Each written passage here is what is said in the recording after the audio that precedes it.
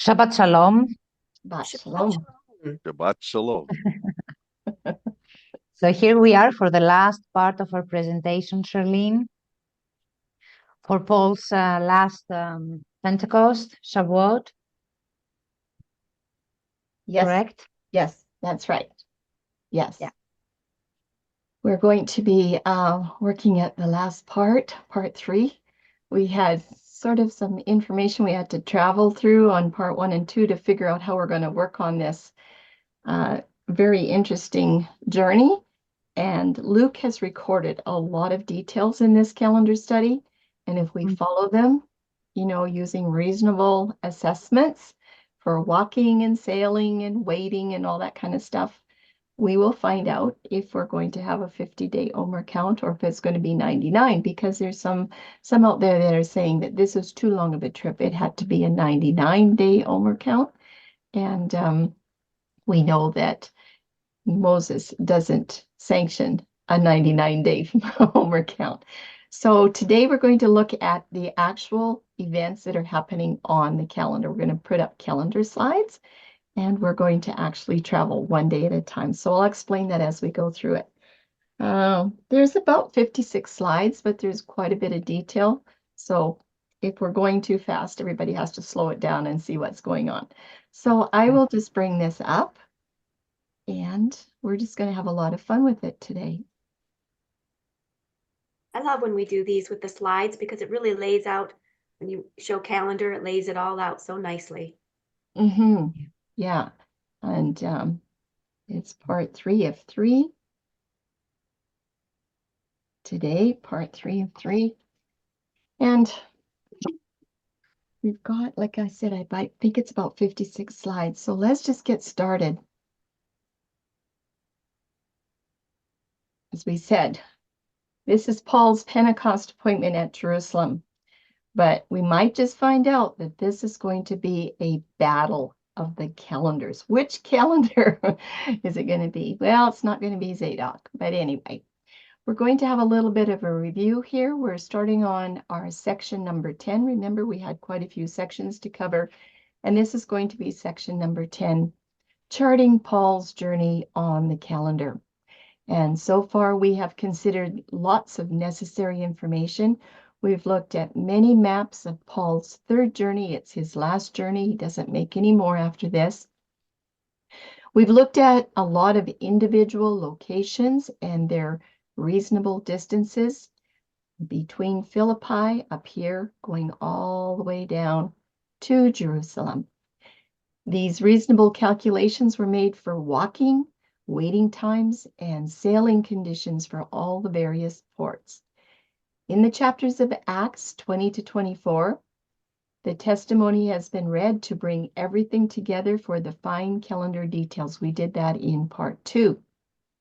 Now, next, we have a short lesson on meteorology for this trip. And then it is time to chart the Omer count on the calendar months according to the timing details. I would like you to note there is nothing about this trip, this return trip to Jerusalem, that has been purposely advanced to assure that we would have a 50-day Omer count due to Paul's urgency to be in Jerusalem, if at all possible, for Pentecost. So we haven't advanced anything so we could get there on 50-day count. So what will the Omer count actually be? And we haven't slowed things down to see if we could pull it to a 99. We're just using reasonable assessments for everything that we were doing. But before setting sail with Paul, we must understand this journey to Jerusalem. Paul and his traveling companions would have had to know some basic knowledge and information before planning this trip if they wanted to be on time for Pentecost. So the following information is from the web. It's on weather patterns of the Aegean and the Mediterranean seas, along with verification from Captain Buddy Jones, who lives out here where I live in British Columbia. He's been a local sea captain for about 66 years. I think he's retired now, but he actually called him when I had everything put together to ask him if we were on track. And that was really interesting. He said, yes, you are, Charlene. He sailed every single cruise ship in the world, and he knew this area very, very well. Well, Paul has a journey on his second trip. It is recorded by Luke in Acts 16:11, and it tells us that it was a journey of 2 days on this particular trip. Now, as you can see on this arrow, it is going towards the west. Okay, he's on his way. It says, therefore, losing Troas right here, we came with a straight course to Samothracia, and the next day to Neapolis. And this is a distance of 70 miles, so they must have had an actually pretty strong wind to make this distance in 2 days. Then in Acts 20, verse 6, on Paul's third journey as he's traveling back, Luke tells us this, that he needed 5 days to make this journey. He says, and we sailed away from Philippi after the days of unleavened bread, and we came on to them to Troas in 5 days. So that would be about 28 miles per day. I'm sorry, everyone. You're probably going to wish this was in kilometers for those of you that are using kilometers, but a lot of the maps have miles on them. So I'm going to stay with miles and we'll just kind of track with it. But anyway, 28 miles per day with a smile wind. We've got 140 miles, both distances. But you can see here, Luke has been really, really careful to give exact details. And this has something to do with the weather. Very interesting.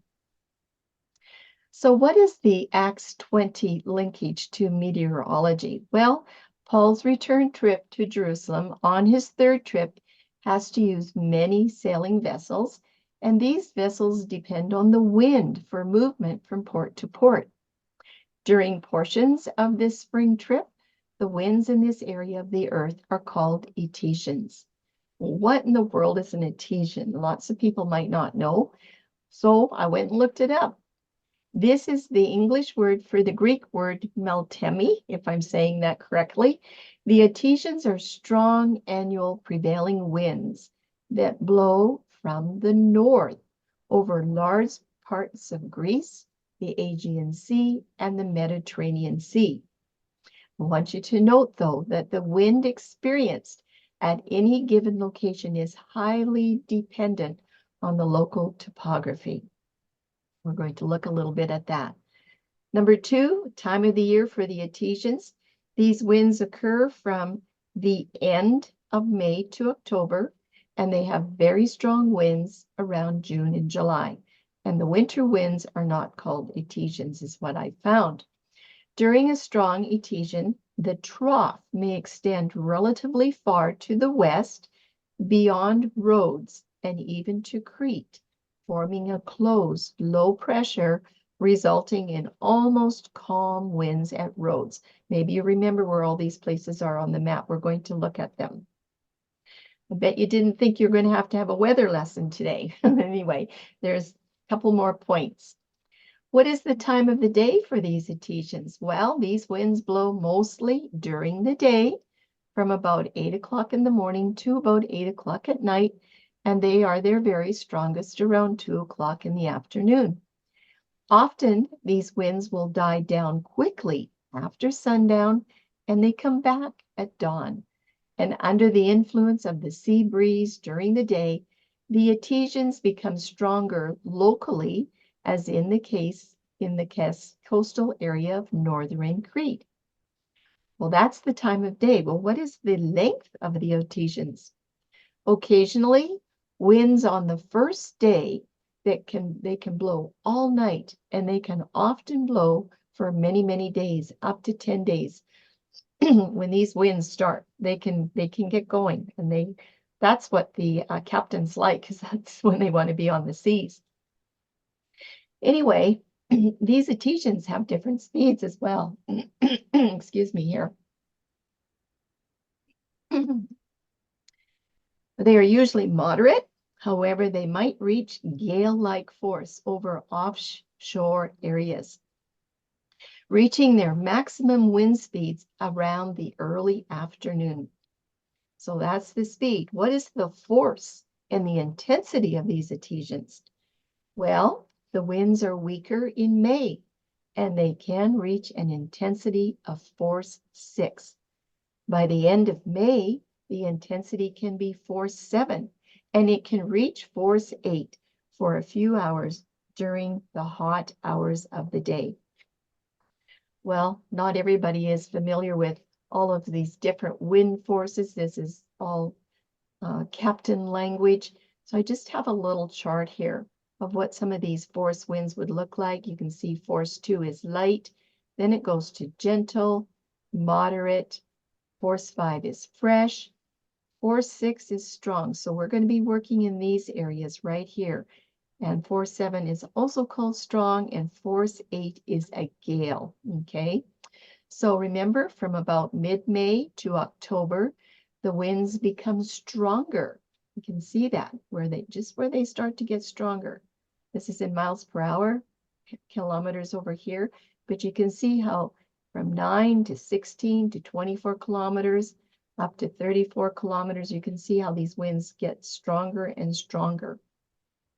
And they are the strongest in the hot summer months. When sailing from the unleavened bread dates, which is in early April, to Pentecost at the end of May, the winds can be around force 3, if they are blowing at all. So around just after Passover, unleavened bread, we're going to be in this area for winds. So that's what the captain would know. Captains know all of these things. Well, nature determines the arrival of the adhesions. Yes, strong adhesion winds do not occur in April and May for really, really good sailing. So I just went and collected a little bit of information for Samos and Rhodes here to show you what was happening with these winds in April and May. So you can see at Samos, we have 10 miles per hour. Sometimes in May, they can lighten up a little bit, but down in Rhodes, same thing. Same thing here. So just a little peek at what is going on.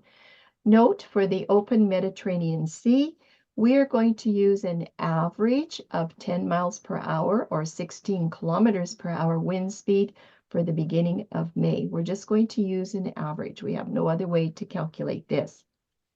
Number 7, by the high season of the adhesion, that's in July, a Meltemi is heralded, and there's 3 different ways, either by scattered altocumulus or orographic clouds the day before the arrival. Number 2, if there's a sudden drop in humidity. And number 3, if there's a rise in atmospheric pressure.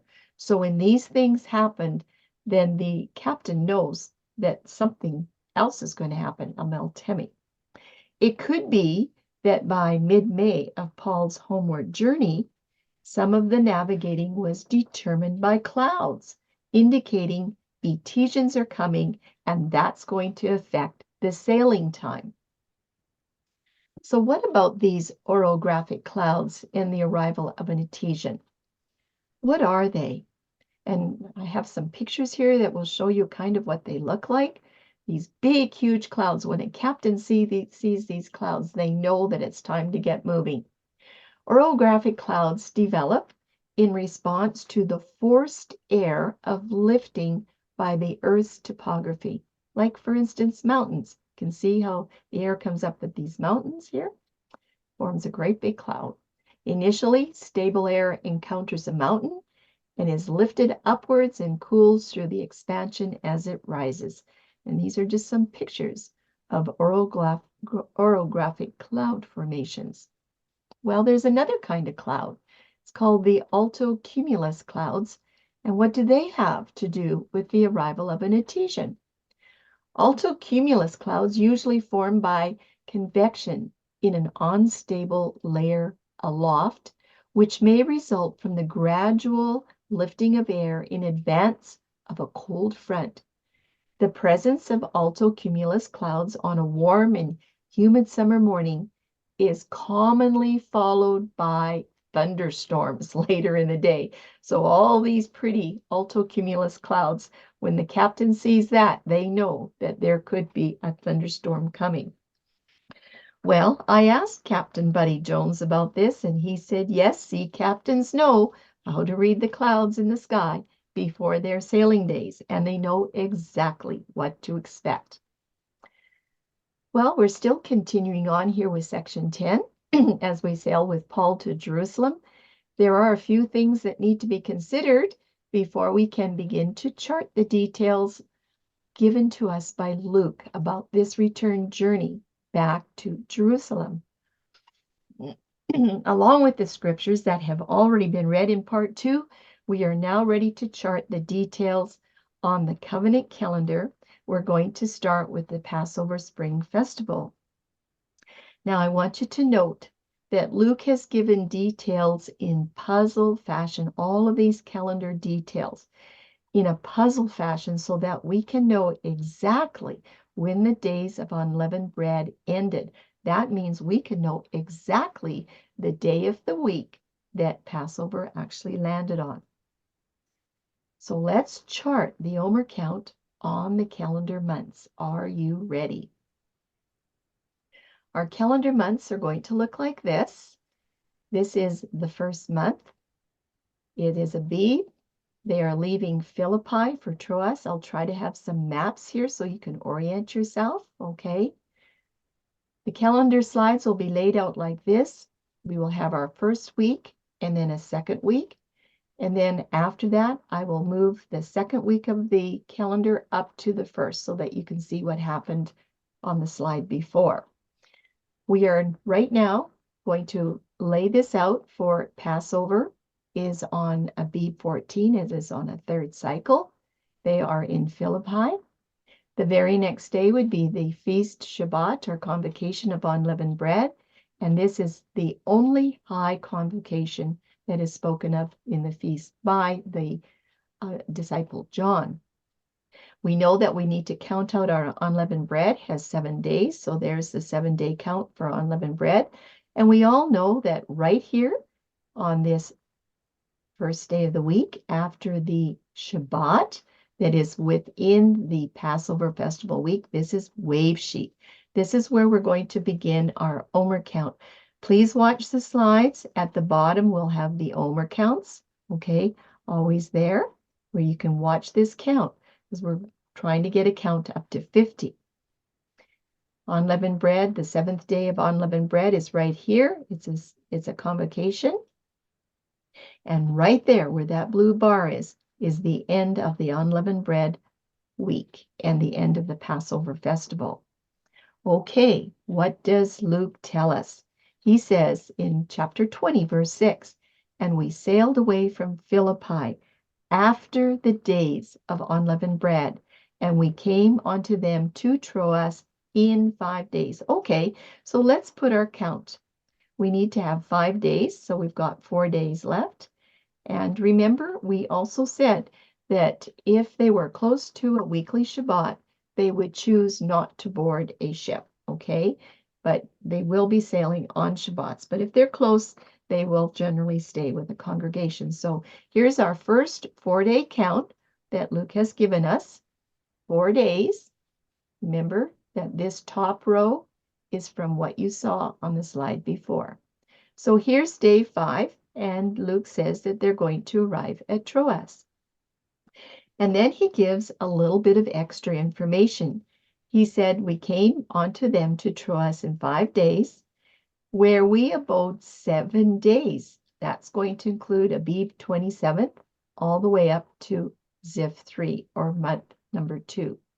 So here we are, Troas, as day 1, day 2, 3, 4, 5, 6, day 6. And what do we have after that? Day 7, Troas on day 7. It would be the 24th of April on our maps on the Roman calendar. And in Acts 27, Paul has a sermon all night long till dawn in Troas, ready to depart on the morrow.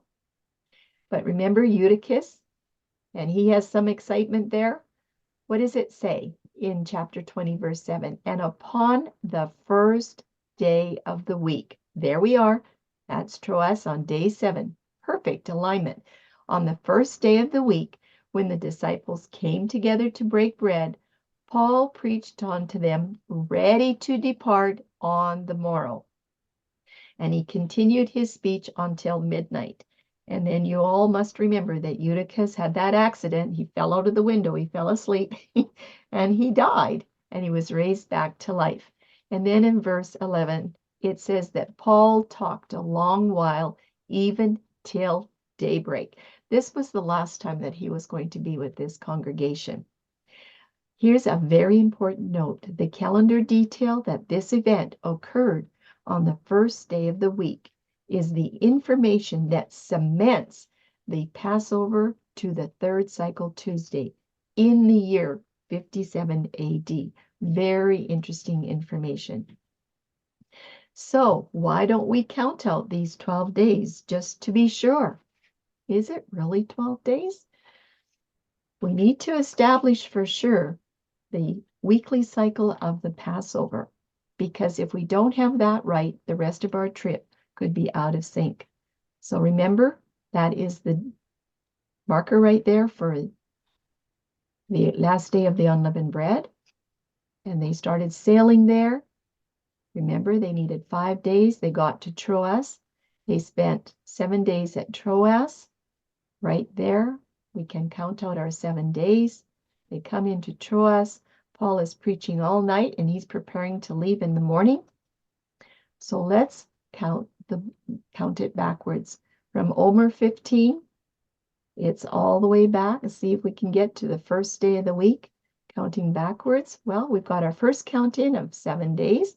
From Omer number 9, we are going to count back our 5 sailing days. That gets us to Wednesday, Omer count number 4. And then, of course, we can finish our count. There's our final day of the unleavened bread convocation, Shabbat. And that was where they were preparing to leave. So what do we have? Passover that year definitely was on the third cycle. It was a Tuesday. Absolutely. What else can we find? Is there proof that the year really was 57 in the Common Era? And why? That is another question. We'll come up to that in a little bit. So here we are on Omer number 16. Paul is getting ready to leave. It tells us in Acts 20, Luke tells us in verses 11 to 13, that Paul talked a long while, even to the break of day, and then he departed. He departed by foot. Here's your map, Troas, and Paul is going to walk this 19 and a half, 20 miles down to Assos. Remember, the rest of them are sailing. Remember, we talked about walking. We would estimate that they could walk approximately 3 miles per hour. They're probably carrying luggage or gear of some kind.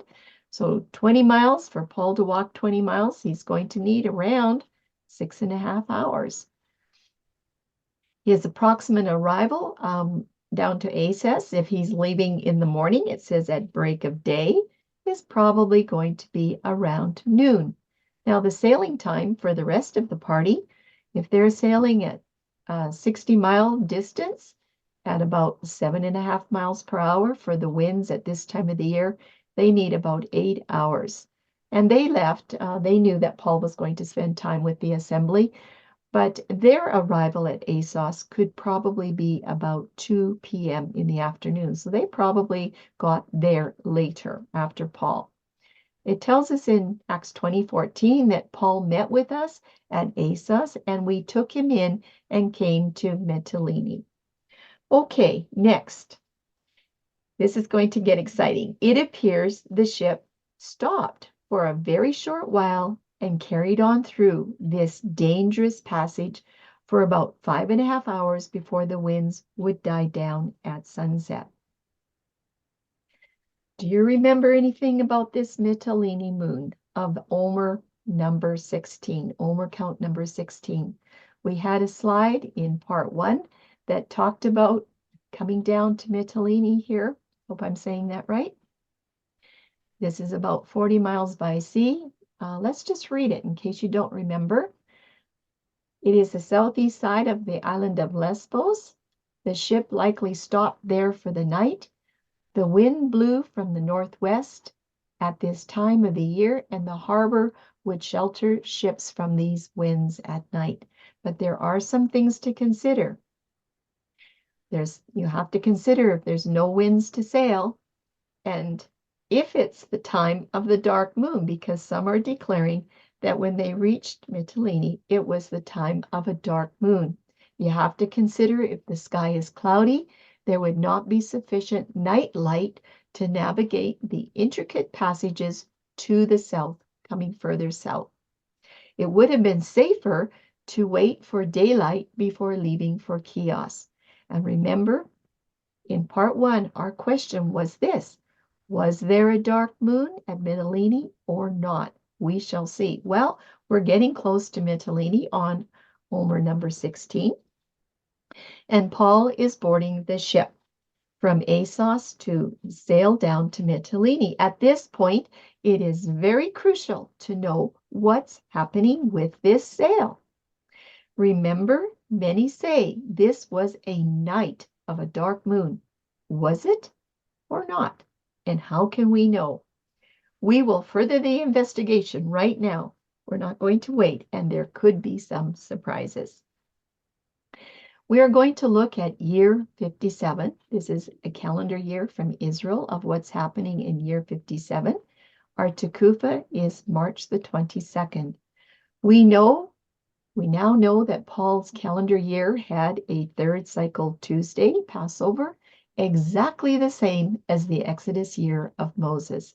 This is a pillar calendar year. And after a huge search, 57 is the only year that qualifies, not 58, 59, 60, 61, 62, or 63. I looked at all of them. 57 is the only year that qualifies. So let's look at this. We have our Tekufa, or our spring equinox, on March the 22nd. That means that the very next day is the first day of the new year on the covenant calendar, March the 23rd. If you do your count, that's going to give you an April 5 third cycle Passover right there. Go all the way to your Shabbat, and on April the 10th is your wave sheet. Okay, we're down here on Omer count number 16. It is the 25th of April, okay? That's where Paul is going to be on the Omer count 16. So 57 AD qualifies on many different levels, not just one. Where was that Mytilene moon? Let's take a look. I'm just leaving this information up here for you to have. And April 25, remember, is Omer 16. That is where Paul is going to be at Mytilene. But let's look about where these moons are. On April 22nd, we have a conjunction here, okay? Right there, a conjunction. We count 2 days, 1, 2, and guess what you're going to have? You're going to have your first crescent. Does that sound like we could have a dark moon night? Many commentators declare it was a dark moon for Paul at Mytilene. How would they know this without following a covenant calendar? That's interesting. That's a really good question. Would you believe the commentators without any detailed evidence? Or would you say, I need to check this out? Well, let's check it out a little bit further. I've given you all this information. We're just going to look at this a little bit more. We'll start here. Let's examine this on a large scale. I want to show you what's happening right now with the lunar calendar as well. Let's look here. We have in March, on the 24th, is a conjunction right there. So what would the lunar calendar do? They were calculating their first crescent moon after the Tekufa. So this would be the 24th. Count 2 days to the 26th, right there. And then you're going to have a way to start your count. Count to 1, 2, 3, 4, 5, 6, 7, 8, 9, 10, 11, 12, 13, 14. Look at that. There you have your Passover, okay?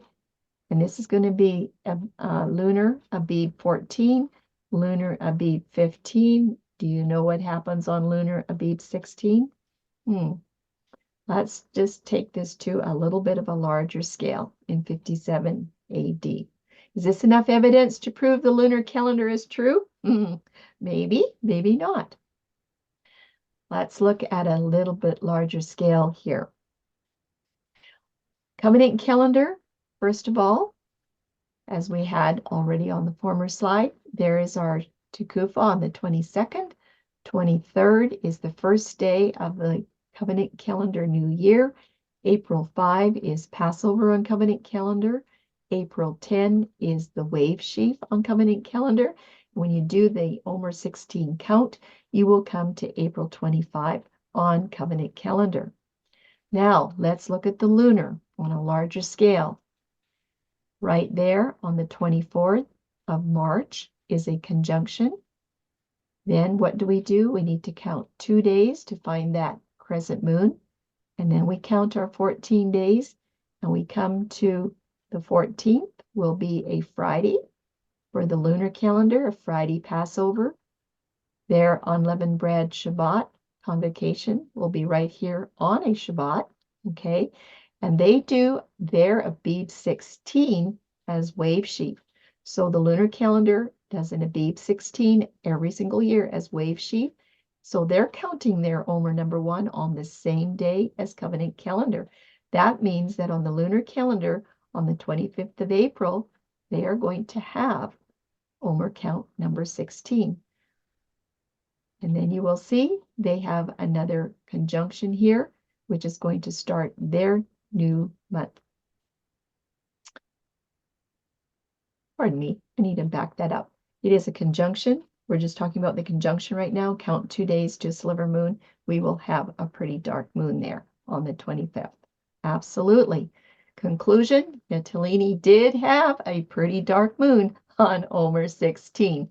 So whoever said that, they were right. They must have been checking something. Amazingly, the lunar festival calendar arrives at exactly the same conclusion as the covenant calendar for the placement of wave and the number 16 Omer count. Both align with the overnight stay at Mytilene. Is it evident that there was a battle between the calendars here? Is it evident that there was a battle? Absolutely. It's evident all the way through.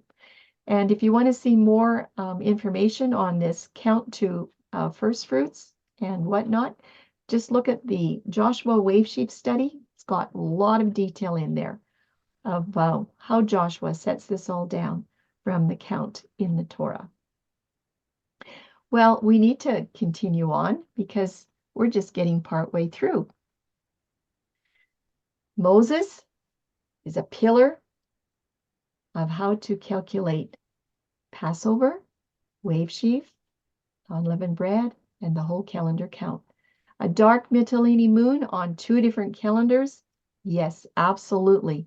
These are 2 very different festival calendars coming to the exact same conclusion for Omer 16.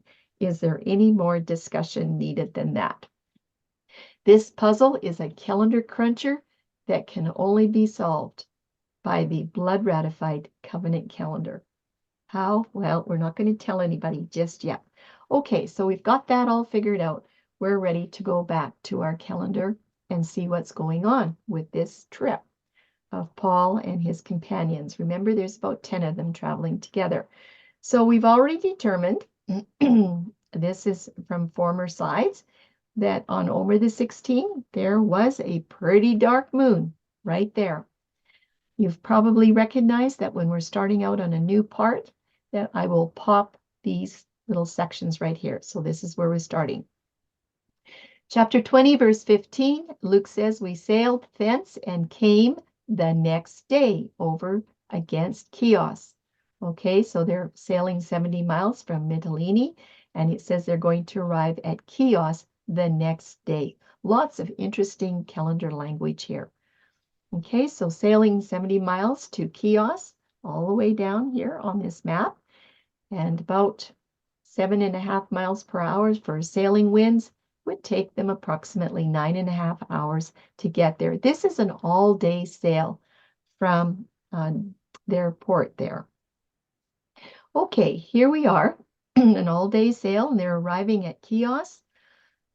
From Chios to arrive at Samos, and they're going to tarry at Trullium. Remember, they're going to tarry there. It says in chapter 20, verse 15, the next day we arrived at Samos. And 5 miles later, it's not very far from Samos over to Trullium, it says they tarried at Trullium, and there's probably a dark sky. Remember, 70 miles to Samos, okay, coming all the way down from Chios to Samos, about 70 miles. They need about 9.5 hours to sail. It was an all-day sail from dawn to sunset. They would wait for those winds in the morning, okay? So here we are. Okay, continuing on. The next verse, it says, the next part of the verse says, the next day we came to Miletus. So here we are on Omer 19. They are sailing 45 miles from Trullium, and they arrive the next day at Miletus. We can put that on our calendar. Again, it's only 45 miles, and this time they only need about 6 hours of traveling. If they're leaving at dawn, they're going to arrive around noon. Okay, let's go to the next step.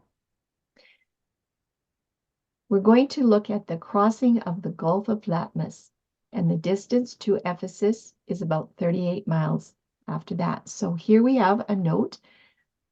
Paul sailed past Ephesus, remember, because he would not spend time in Asia, for he hasted, if it were possible for him to be at Jerusalem the day of Pentecost. So off they go, and we're going to see that on Omer 19, they arrive at Miletus about noon, and I believe that Paul sends 2 delegates. He wouldn't send just one, but at least 2, and they need to ferry across this gulf. But today this gulf is no longer there, remember that?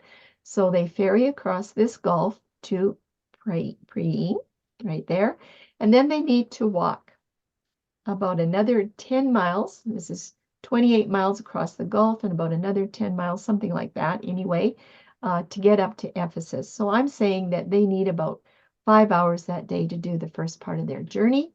So that's the first day on Omer number 50, and this is now already preparation cycle. I'm estimating that they walk about another 20-mile distance. If they're doing about 4 miles per hour, they need at least 5 hours. And there's some mountains in here, okay? This isn't like walking on a prairie. And I'm just thinking that they probably arrive at Ephesus in the afternoon or probably the early evening of this 6th cycle with all of their terrain that they have to pass. So they're arriving right on time for Shabbat. Paul's delegates would meet with the Ephesian elders here on Shabbat, and they would give them the message that Paul wants to talk to them. It's very urgent. So they would have Shabbat together, and then they would prepare for that 2-day walk back to Miletus for one last visit with Paul. Okay. So on the next day, which would be the first cycle of the week, this is the first of 2 days where they begin to walk back to meet Paul one last time. They have about 20 miles or 38 kilometers to go. They're going to need at least 6 hours. And they're probably walking and talking. So they need to get going. The second day on Omer count number 23 is when they arrive and they have time with Paul. And it's very limited time, but I bet you they were talking back and forth and discussing a lot of things and what is happening in the future. He probably was telling them that this was going to be the last time that he would see them.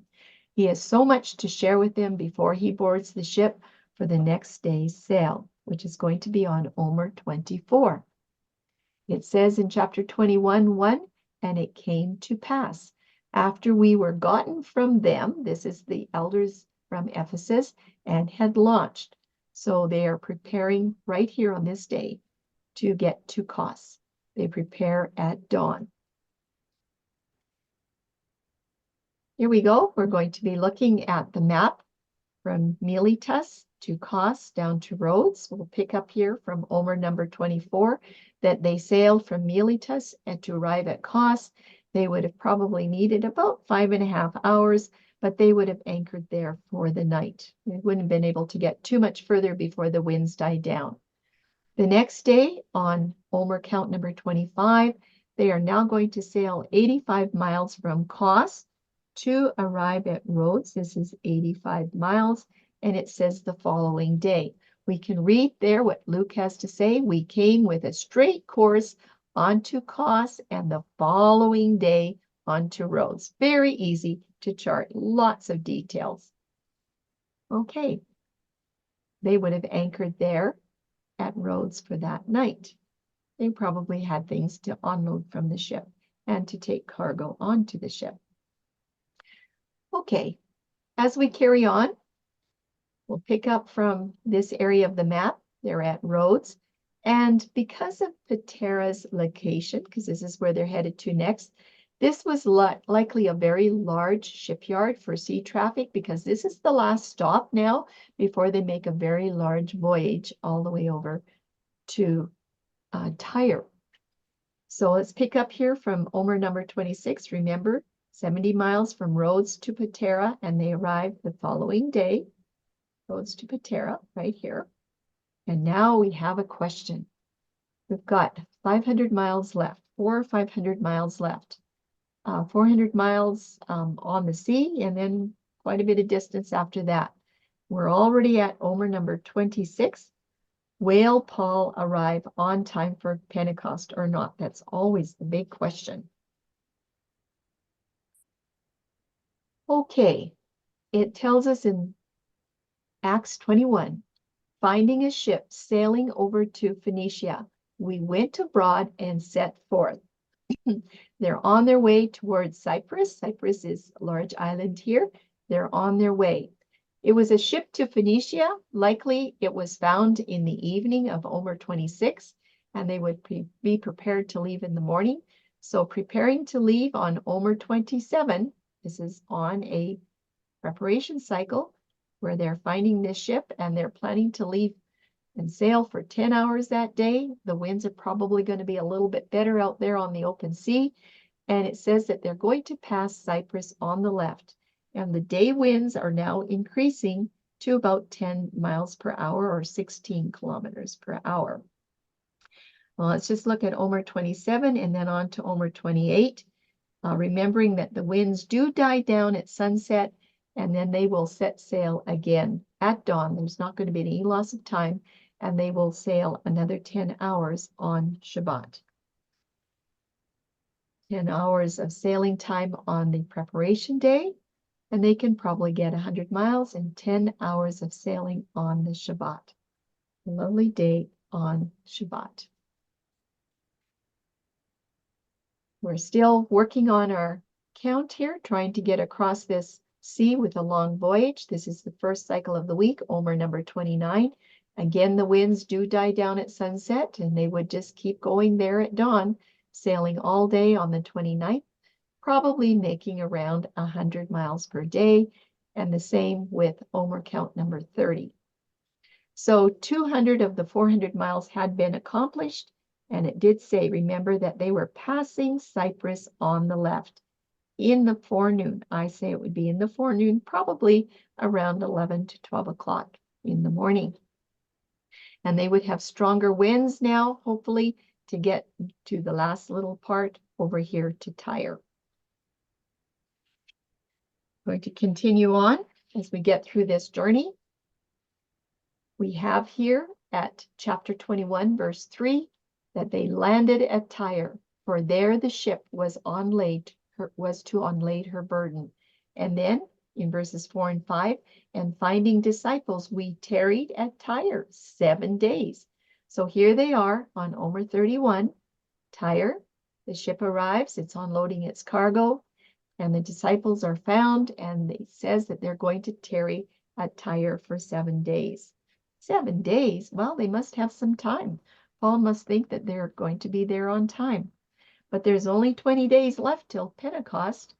And the question is always, if Paul was in such a hurry, why was he going to tarry here at Tyre for 7 days once he gets into the Levant? Remember, this area is called the Levant. Well, let's count out these days. We have 5 days on this week out of the 7. Let's continue our count. We have 2 more days to go. Counsel is given here to Paul to not go up to Jerusalem, but to save his life. But Paul says, no, I'm ready to go. The very next day on Omer number 37 is their 7th day that they stayed at this area. Friends go with Paul and the companions down to the ship where they're going to be sailing from Ptolemais the next day. So you can see here on Tyre, and they're going to actually sail. They're not going to walk. They're going to sail. It tells us in chapter 21, verse 5, and when we accomplished those 7 days, right there, that's when they accomplished the 7 days, we departed and went our way. So now on Omer number 38, they're going to get ready to go. They've got 25 miles to go from Tyre to Ptolemais, and I'm just saying if they leave at dawn, they're going to arrive probably about 9 o'clock in the morning. And they stay with the brethren there 1 day. That's what Luke tells us in verse 7. We came to Ptolemais and we abode with the brethren for 1 day. Omer count number 38. Isn't that neat how we can chart this all on a calendar? It's just really neat. 1 day at a time, 5 days at a time, 7 days at a time. Okay. So let's pick up from Omer 38. We've got our map over here. They went from Tyre to Ptolemais by ship. And then it says, the next day we departed and we came to Philip's house and we abode with him. So here they are at Philip's house the next day. And I'm saying they probably arrived around 4 o'clock in the afternoon if they were leaving at dawn. Got 30 miles to go. There with walking. This time they're walking, and that's probably going to take them about 10 hours. And then in verse 10, it says, we tarried there, this is with Philip, for many days. Well, how much is many days? Would you say it's 2 or 3 days or 4 days? That's kind of important to know. Well, they're here with Philip, and if they tarry 2 days, well, they're not going to leave on Shabbat, are they? I don't think so. They'll stay with Philip on Shabbat. So I'm saying that they're going to tarry these 3 days right here. The next stop is going to be Jerusalem. It's 65 miles, and that is at least a 3-day walk from Caesarea. And after Shabbat fellowship, the travelers will leave on the first cycle so that they can avoid Sabbath travel. Okay, so where are we at here? Caesarea, right here. And they're on their way down to Jerusalem on the map, 65 miles. Let's take a look and see what happens. Days 1, 2, and 3, they tarried. And the next day, they're going to start out. Which roads do you think Paul would travel from Caesarea to Jerusalem? Here's Caesarea up here, and you can see there's all kinds of different roads. There's different ways that they could go. They could even go by ship to Joppa and figure out something else, but let's just take a route that we think that he would probably use for this journey. There's many different routes from Caesarea to Jerusalem, but for this study, we're going to use the calculations of the route most traveled, and it's a distance of about 65 to 70 miles. At a pace of an average walk of about 3 miles per hour, this last leg of the journey is at least 3 days for a total of about 21.5 hours of walking. And I'm saying that's walking about 7 hours a day. Now I have this color coordinated, the blue star for Caesarea. From Caesarea all the way down to Antipatris, I would say that would be 1 day's journey. And then the second day, Antipatris, all the way down to probably around Bethel. They could have had friends here that they stayed with and visited with. And then maybe a short jaunt here from Bethel to Jerusalem is their destination. And like I said, there may have been friends along the way for their night lodging if they were not near one of the map locations. So in just a few days, though, Paul's going to be traveling this very same road again with a Roman guard. What is happening? Is he going to be in Jerusalem for Pentecost? Okay, so let's just look at this on the map. They pack and leave for Caesarea for Jerusalem. We already showed this, day 1 of 3. And then day number 2, that's going to be Omer count number 44. When they're on their way to Jerusalem, and then Omer count number 45. They actually do arrive in Jerusalem. And remember, we said they are probably going to really be happy to meet up with a lot of brethren coming into Jerusalem for Pentecost. But on Omer 46, there is a big surprise.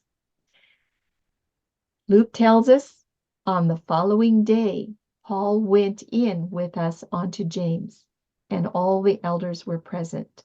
This is on Omer number 46. And what happens? Paul is urged to join 4 men in their Nazirite vow.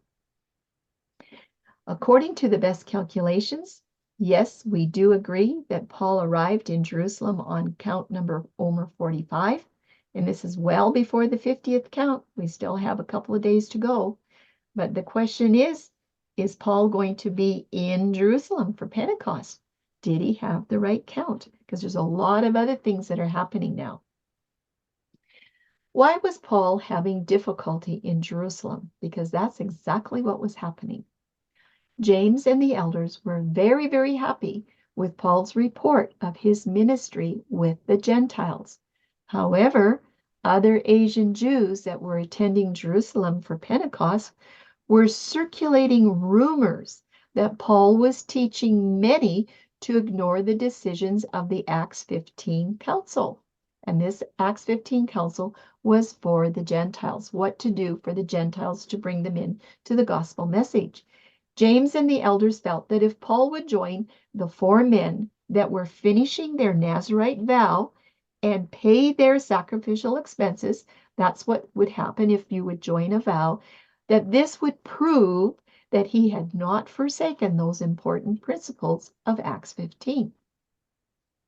Not only that, but some felt that because Paul had been in Gentile territory for such a long period of time, this may have rendered him as unclean to enter the temple for worship. So joining the 4 men in this Nazirite vow, they thought would provide the necessary cleansing to render Paul as purified. They were really, really particular of what happened with their temple. Now, this purification is over a 7-day period, and it has cleansings on day 3 and day 7, along with required sacrificial offerings and the cutting of one's hair, ending the Nazirite vow. And I do believe they stayed at the temple, so there'd be no event of rendering them unclean. Okay, so let's look at this on the calendar. It says that Paul took the men, and the next day, this is going to be Omer count number 47, the next day, purifying himself with them, entered into the temple to signify the accomplishment of the days of purification, until an offering should be offered for every one of them. So here we are. We're on cycle number 5. Omer 47, on the next day, Paul entered the temple to make arrangements for all of these requirements. This is day 1 out of the 7 days of purification. The next day, the men stay at the temple all 7 days to avoid defilement. This is part of the Nazirite vow. This is day 2 of 7. Day 3 is going to be on a Shabbat. And on the 3rd day, they have sprinkling of waters of purification before Shavuot. This is part of the Nazirite vow. This is happening on day 3.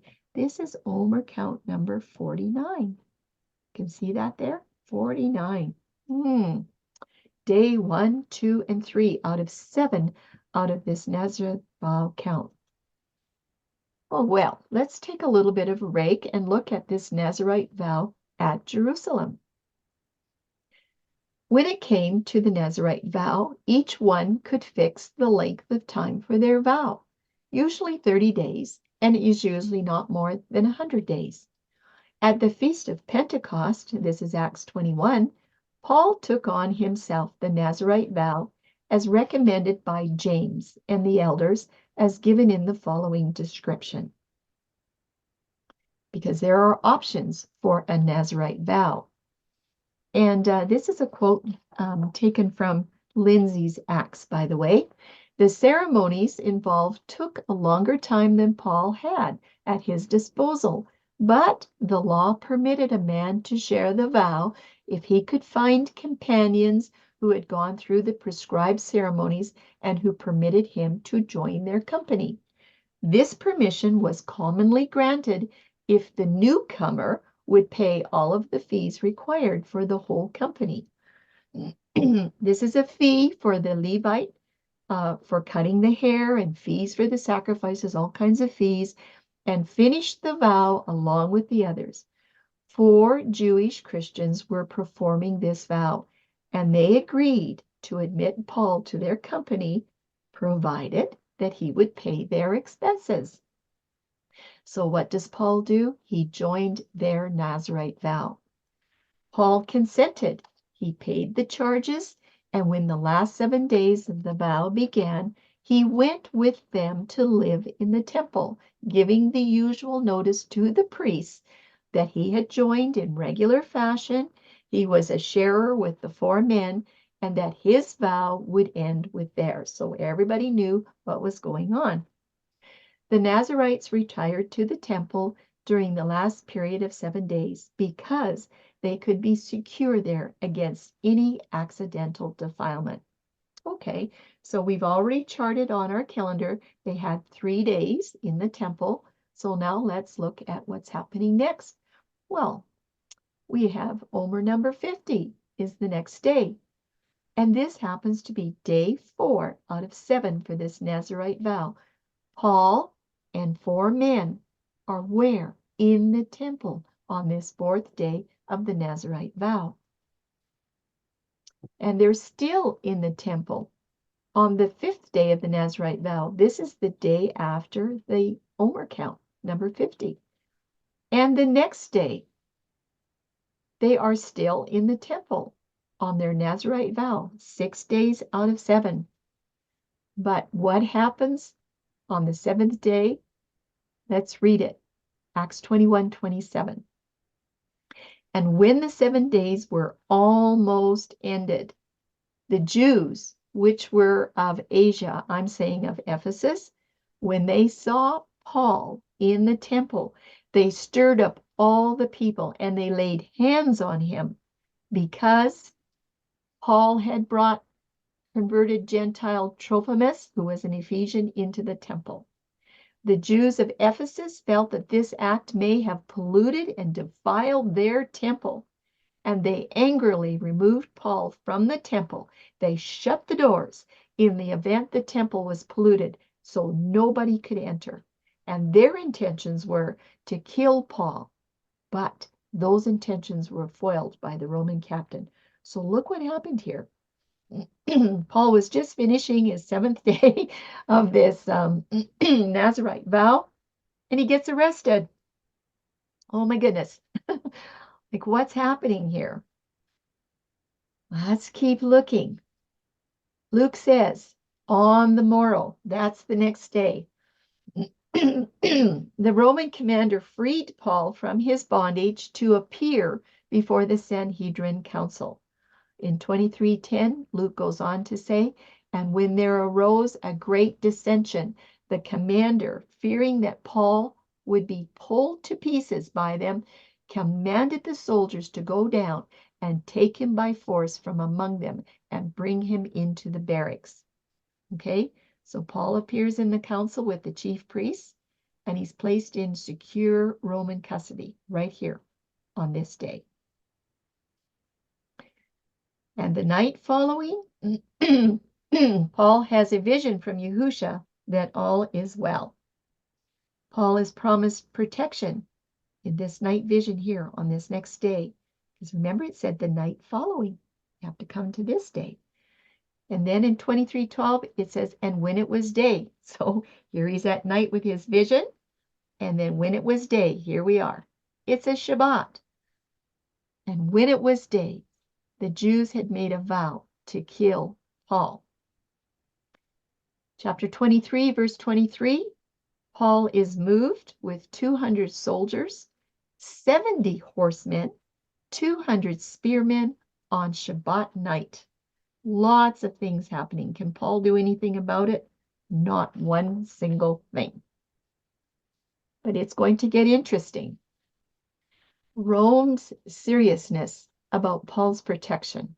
If anything happens to Paul without reason, a good reason, Rome is in trouble.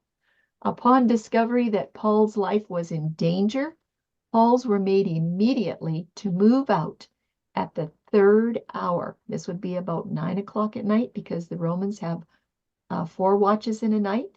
That would be from about 6 p.m. to 9, then 9 to midnight, midnight to 3 a.m., and 3 a.m. would be the morning watch. So the 3rd hour of the night, that would be about 9 o'clock. And they're moving out with 200 soldiers, 70 horsemen, 200 spearmen for the safety of Paul and night protection. That's a lot of protection for one man. And they reached Antipatris by morning. It's about 40 miles to their Roman destination. And even at 4 miles per hour, this would have been a 10-hour journey. And you might be asking why. When did Paul arrive at Caesarea? In Acts 23:32, it said, on the morrow. This would be the 15th cycle in the 3rd month. On the morrow, the soldiers left the horsemen to continue with Paul to Caesarea, the last 25 to 30 miles, and they returned to the castle. Okay, so you can see they're on their way from Antipatris up to Caesarea. In Caesarea, Paul was to stand trial before Governor Felix. That was the deal. But there's a question. What does all of this information have to do with the matter of whether or not Paul was in Jerusalem for Pentecost on Omer count number 50? Because didn't we already see? We knew that he was there. In fact, it said he was even in the temple. We counted it all out. So why are we having to look at more information? Okay, so this is the day right here. Sivan 15, the 15th day of the 3rd month, where Paul is continuing his journey with the Roman guard up to Caesarea. Oh, pardon me. Let's fix that up. Let's read about it. And when the governor, this is Felix, read the letter, he told Paul that he will hear the case, but not until his accusers also come. So Felix is saying, I'm not ready. I need to have these accusers. I need to hear both sides of this. So what happens here? Well, they need 2 days, right? It took 2 days to get up there. They need 2 days to send a messenger back to Jerusalem to call for the accusers. So there's 1, 2. And Ananias receives the message to come to Caesarea for Paul's trial on the 3rd day. Then he needs to have 2 days to travel to get to Felix. And look at this is tight. He only has the 5th and the 6th cycle to get there because he's not going to travel on a Shabbat. So Ananias needs 2 days to travel up to Caesarea because he has to appear before Felix with his accusers. And he would have faster travel by day than by night. Okay, so here we are up to the 5th day. All right, he comes into town. And Ananias arrives for the case, and he proceeds even before Shabbat. He proceeds with all these accusations that are to be given. In chapter 24, 5 and 6, Paul was accused of profaning the temple. Profaning the temple. What happens next? And the question is, how does Paul answer? This gets really interesting. It is now the 20th day of the 3rd month. And Paul is standing before Felix in his defense. Let's read about it. In 24:17, Paul says, "After an absence of several years, I came to Jerusalem to bring my people gifts for the poor and to present offerings. I was ceremonial clean when they found me in the temple courts doing this. There was no crowd with me, and I was not involved in any disturbance. But there are some Jews from the province of Asia who ought to be here before you and bring charges if they have anything against me. Or those who are here should state what crime they found in me when I stood before the Sanhedrin." Did you note that Paul was ceremonially clean when he was in the temple 12 days ago? That is what he said. So everyone, it is now time to count where Paul was 12 days ago. Let's do our count. "Because thou mayest understand," he said to Felix, "that there are yet but 12 days since I went up to Jerusalem for worship." Here he is, right here on this preparation cycle before Shabbat, and he's pleading before Felix 12 days ago. Let's do the count. Let's see where 12 days lands us to. This is what Paul said. 12 days ago, I was in the temple for Jerusalem. What is it? Omer 50. Shavuot. Was Paul profaning the temple 12 days ago? Let's see. 12 days ago, Paul had been cleansed with the purification waters in case there was any accidental defilement. Do you remember he had cleansing waters on day 49, Omer 49? He was not profaning the temple. No, indeed not. Paul was worshiping in the temple on day 50 of the Omer count, even though he was in the middle of that Nazirite vow. So it is not possible for this testimony by Luke and Paul to justify a 99-day Omer count. But guess what, everybody? It's not the end yet. Luke and Paul ask, has this been more than a simple Omer count study? Will the following counsel from Paul have more meaning now? We read these verses in part 1, where Paul said about 7 years later to the Philippians, "Brethren, join in following my example, and note those who so walk as you have us for a pattern." That's Paul and Luke for sure, and those other traveling companions. And then he says in chapter 4, verse 9, "The things which you have learned and received and heard and saw in me, these do, and the Elohim of peace will be with you."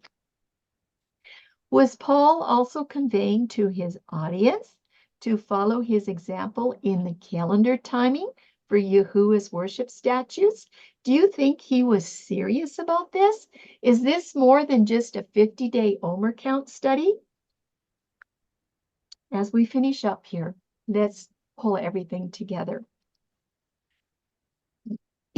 Luke as a physician and Paul as an honor student of the Torah were the two most qualified apostles to witness and to write of this calendar account. They recognized what was happening in year 57, and they followed the promptings of the Ruach to make sure that this account was recorded with every necessary detail. If you were not following the specifics of Yahuwah's covenant calendar, there would have been no need to take care and record such a degree of detail and accuracy. However, the calendar events are not recorded in a way that is easy to break open. This is one huge calendar puzzle, everyone. Following the pattern of the calendar puzzle clues found in the Gospels by all 4 Gospel writers, there must have still been dissension around the correct calendar to be kept for honoring Yahuwah's festivals in 57. It's very obvious that the lunar calendars of the day had a strong presence, or Luke would not have taken care to record these details for no good reason. Yes, it is true. There is not one idle word in Scripture, and the question begs to be asked, who would have ever thought this simple ship trip would contain so many clues to support, enhance, and declare the covenant calendar as Yahusha's calendar? Few at most. This study is completely capable of debunking so many huge counterfeits in a variety of other calendars, just as the Joshua studies have done. And the details are in this study for each individual to check for themselves. The question is, how many will take the time to look and see and really do the homework? The following 2 slides will help to put everything together for this interesting calendar study. The exposure of 2 calendars in the gospel account. Today's study is a companion study to 6.9, closing minutes of the Matthew 28:1 Shabbat. It was presented on January 13th, 2024. This study proved that the lunar calendar was being used there in Judea during Yahusha's Passion Week. It was offset from the covenant calendar only 12 hours, according to John's record. Only the covenant calendar can explain these things. That all the details of the Passion Week using dawn day start within the year start with the year starting the day after the Tekufa, only covenant calendar can do that. Only covenant calendar can explain that Yahusha's Passover was on the 4th cycle, the midst of the week. Only covenant calendar can explain proper alignment for the preparation of those fragrant spices by the women. And only covenant calendar can explain the Sabbath resurrection and the wave sheaf placement on the 1st cycle to house the first ascension, all within the Passover festival, all within the Passover festival. The debunking by a ship trip. The following is just a short list of counterfeits that are exposed with this study. It exposes that wave sheaf married to a floating 16 of Abib is invalid. That's what the lunar calendar does, most of them. It exposes that wave sheaf on the 1st cycle cannot be outside the Passover week, like you will find in the Zadok calendars, where Zadok wave sheaf is placed on Abib 26. It is outside of the days of unleavened bread. For Enoch Zadok clarity, Luke would have had to record that their departure was many days after unleavened bread. But guess what? His record is silent about that.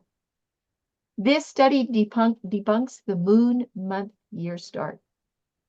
And this study debunks the year starting on the Tekufa day. It shows us very clearly that the beginning of the year is the day after the Tekufa, the day after the shadow is seen.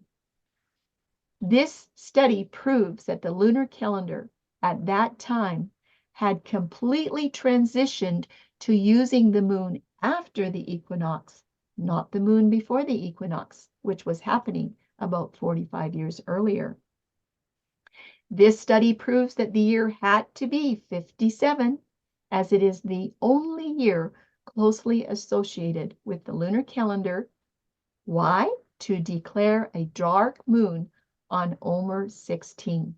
No other calendar year can break open this puzzle within the reasonable time frame of 58 to 63.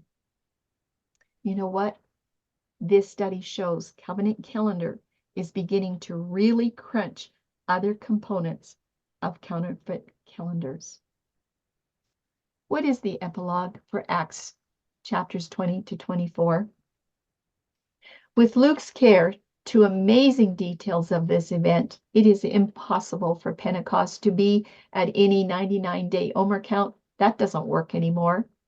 And as an honor student of the Torah, Paul does know how to calculate the Omer count according to Moses and Yahusha.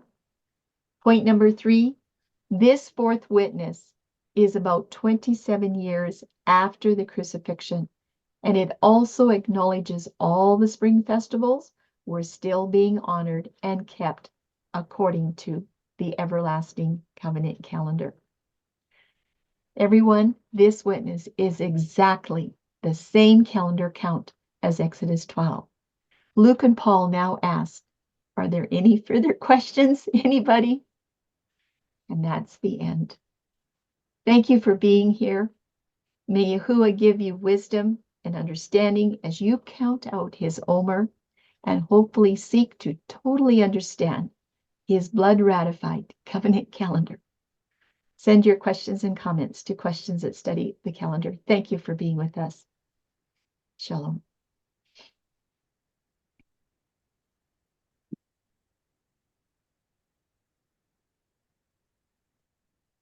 Thank you, Charlene. Well done, Charlene. Yeah, well done. That was well done by Luke and Paul. Yes. Just amazing. Yeah. I have questions. I'm not answering. I mean, I don't know how that happens. Usually I never have questions, but today something happened and I have questions. Okay, I'm missing some encyclopedic pieces of knowledge. So I don't know what the Nazarite vow is. Who takes it? Why they take it? When do they take it? What is that? And Oh. why did Paul have to take that? Though I haven't studied like really deeply into it myself, but it would be like a special commitment or a promise or something special that you would, they could make their vow for any length of time that they wanted. I don't know. Let's take an example. That they were going to fast. Let's just say they were going to fast and pray for Yahuwah's guidance. Maybe it's something like that. I want to know what my calling is. I want to, and they might not have been fasting completely, but maybe they would have said, I'm going to fast, just one small meal a day along with prayer, because Yahuwah, I want you to show me what my calling is. What is my calling for you? Let's just use that as an example. Okay. And if they would have chose a 30-day Nazarite vow or 100 days, that was up to them. But they would choose that vow. And then when they're coming up to the end of that vow, the way I understand it, there was this cleansing process that we talked about there in the last 7 days. That they would come to the temple, and it had something to do with cutting the hair. That was part of the Nazarite vow as well. So if you would see someone that had cut their hair, then you would know that they were in a Nazarite vow. That they're doing something very special, something that they would honor. I mean, we don't practice this much today, but maybe we should. But what turns out is that there was these 4 men that were completing their Nazarite vow, and maybe they timed it so that it would. Did you happen to notice that the middle day of the Nazarite vow, day number 4, was on Shavuot? Did you notice that? Day number 4. Did they plan it so that their Nazarite vow, the middle of their vow, the day after the first cleansing, would be at Shavuot? I don't know. They could have planned it that way. And so Paul was encouraged to join them on that Nazarite vow because of all the cleansing. They wanted to make sure that he would be purified, that he was really allowed in the temple, that he really could be there, with good behavior. He said, I'm not unclean. And he wasn't. But there were some, because he was working at the Gentile territory for many, many months, that they felt he was unclean because he had been fellowshipping with Gentiles. So, Okay, I understand. yeah, that's another study, but Kim? Well, in Acts, yes, they'd cut their hair and then for a certain amount of time, and then they'd fulfill their vow. Acts 18 says, and Paul, having stayed several days more, and this is in I don't, well, I'll read on. Paul, having stayed several days more, having taken leave of the brothers, was sailing for Syria, and Priscilla and Aquilus were with him, having shaved his hair at Kenrea, for he had taken a vow. And he came to Ephesus and left them there, but he himself went into the congregation and reasoned with the Yahudim. And when they asked him to stay a longer time with them, he declined, but took leave of them, saying, I have to keep this coming festival in Jerusalem, for by all means, but I shall come back to you, Elohim desiring so. And he sailed from Ephesus. And anyway, oh, that might be another one. I don't know if this is the same. Anyway, we see that he had shaved his head. Mhm. Yeah. So it was And also like I've heard it's almost like to attain to that level, a level of like a priestly level. Okay, because he was not a priest, but to Mhm. attain to that level. Something.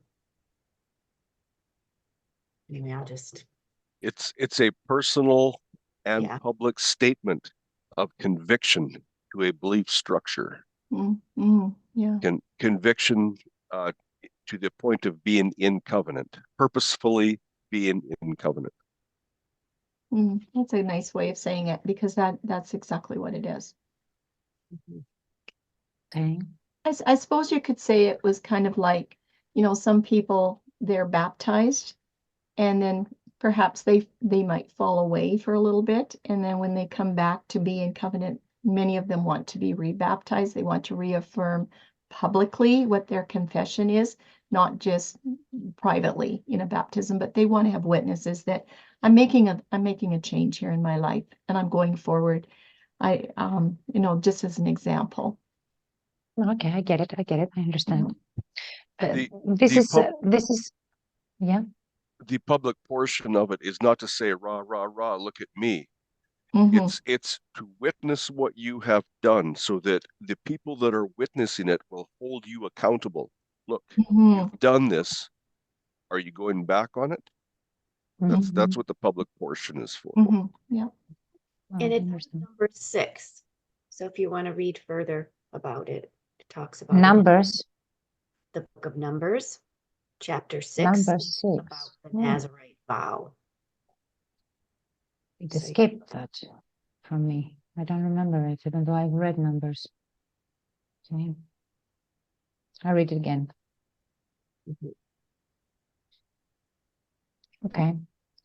And also, Charlene, you mentioned Lindsay's Act. Is that a book?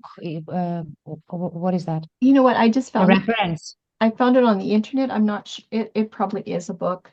It's It's a reference. it's a reference. I should have left the Yeah, okay. website there, but No, people, that's right. Yeah. they can look it up. Just a little information. Didn't want to make the study about Nazarite vow, because the study No, okay, I get it. study.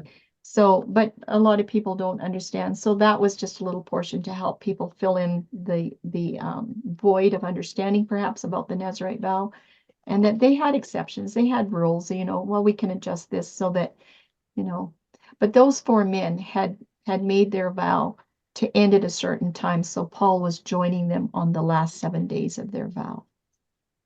And what their kind of little schedule was, that if you joined somebody in that vow, then you had to pay their expenses, and there was expenses to cut the hair. The Levites had to cut the hair. I guess the hair has to be burned, probably on the altar.